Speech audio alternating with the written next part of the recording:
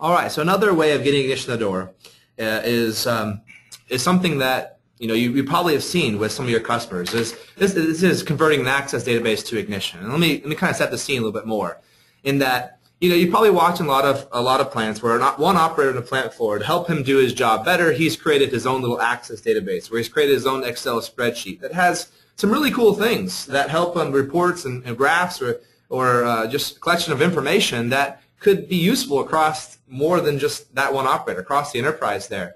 And he did that because he wasn't able to accomplish that with maybe the solutions that were in place on that plant floor. And we have basically seen anybody who has an Access database or an Excel spreadsheet, it's a perfect way of being able to bring that into ignition. And as soon as you do that, you now have a solution that multiple people can have access to. So you can get that data to more people's hands. We can actually then merge it with actual plant floor data to do more reporting. We can send information back to ERPs if we need to, but the idea is that these little isolated systems that one person has developed doesn't have to be isolated anymore. We can bring that into ignition.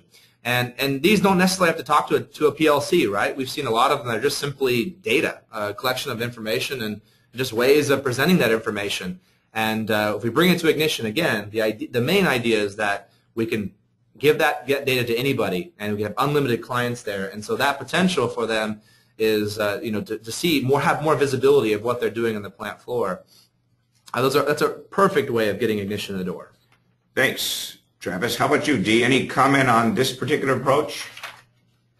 Yeah, I love this particular point because I've seen a lot of businesses, they may not be running a plant environment, but just a lot of businesses that have little Access databases all over. I know of one particular foundation here in our town that they have two different departments, and they have such a struggle keeping their two different databases.